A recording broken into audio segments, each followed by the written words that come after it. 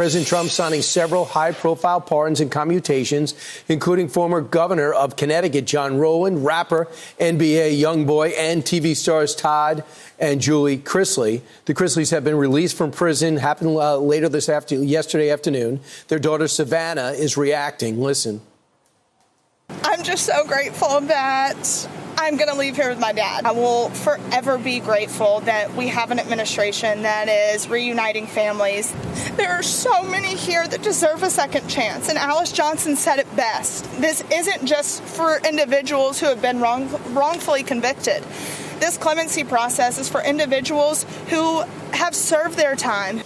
Right. Alice Marie Johnson is the person that she was just referring to, and she is the pardon czar who helped present the case to President Trump, and he signed off on it. Alice, great to see you. Your thought, what went into the decisions that you thought that Todd and Julie deserved to be out? Well, they were overly sentenced. They both received a combined sentence of 19 years for a first-time nonviolent offense. And if you look at their case and how it went down, I'm going to say that, in Georgia, it was truly weaponized. They called them the Trumps of Georgia. So when you looked at their background, you see the fact that they did seem to hide money from the IRS. They were buried in debt, defraud banks. You're not saying that didn't happen. You just say they're overly charged.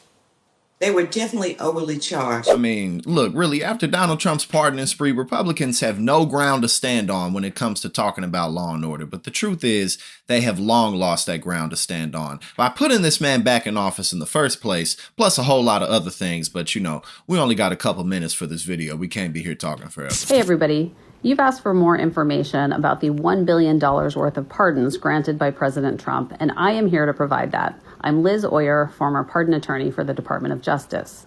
I put together this list based on information in publicly available court filings, and I'm going to walk you through it. Devin Archer was convicted of defrauding a Native American tribe and ordered to pay over $43 million in restitution. He received a full and unconditional pardon, wiping out that debt. HDR Global Trading Limited, this is a really unusual one because this is a company that's receiving a pardon. President Trump is actually granting pardons to corporations as well as individuals. HDR was a cryptocurrency company that committed money laundering and was ordered to pay a fine in the amount of $100 million. 4 employees of HDR were also convicted of money laundering. Benjamin Dello, Arthur Hayes, and Samuel Reed were each ordered to pay fines in the amount of $10 million, and Gregory Dwyer was ordered to pay a $150,000 fine.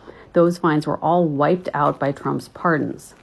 Trevor Milton, he's the one we talked about yesterday who was supposedly going to build an electric semi-truck. He defrauded investors to the tune of over $675 million, wiped out by a presidential pardon.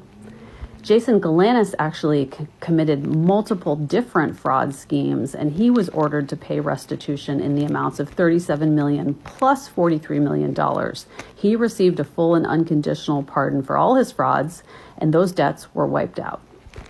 Ozzy Media is another company that received a pardon, and its founder, Carlos Watson, also received a pardon. They were convicted of defrauding their investors and each ordered to pay over $36 million in restitution. Paul Walzak, the Florida nursing home executive, which stole $11 million from his employees' paychecks to live his luxurious lifestyle, to buy a yacht, among other things.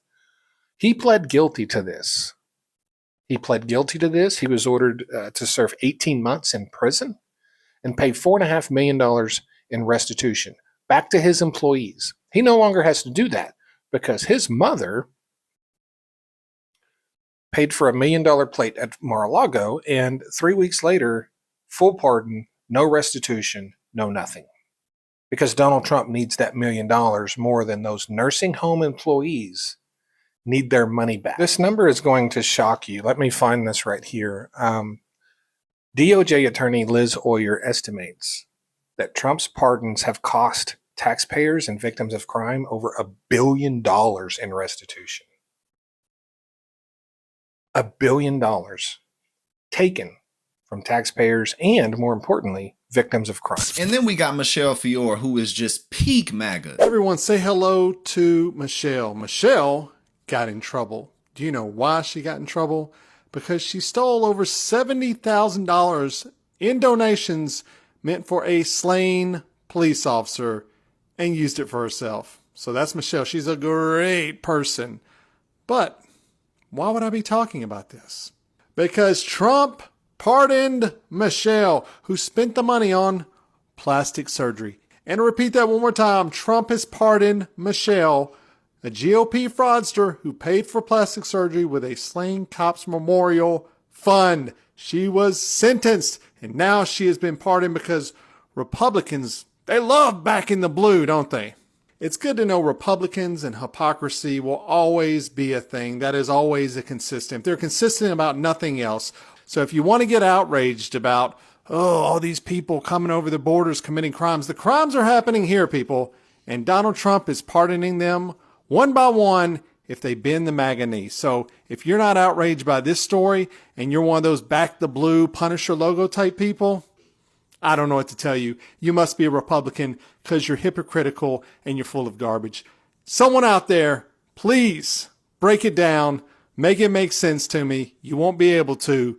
Trump is a fraud. He's a terrible guy, and he loves white blondes with plastic surgery. Listen, I follow these types of stories for a living, and even I have fatigue. So if I have fatigue, I just can only imagine what everyday people in the country, the fatigue they're feeling. You can't keep up with this type of stuff. Donald Trump is literally doing anything he wants. He's pardoning the most cartoonish buffoons in the country just because he's a cartoonish buffoon and they're like-minded. So he figures, hey, well, American people, they pardon me, they bailed me out of my jail sentence, my prison sentence, so I might as well do the same for my homies.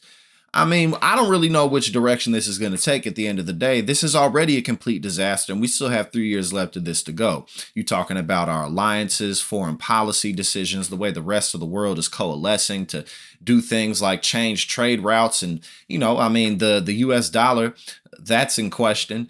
On top of just domestic policies, all these tariffs, the Supreme Court, they're slapping this down, and federal courts are trying to uphold this and slapping things down, but it's just complete chaos. It's hard for me to keep up with this. And again, I do this for work. But, oh my God, I guess this is really what we have to go through a second time. But at the end of the day, it's up for the people to stand up. And I think that the Republican Party really is cooked. They're in a bad position. There's a lot of silver linings for millennials and Gen Z to get better candidates in office. And I think that if we just hold strong, things will work out in the end.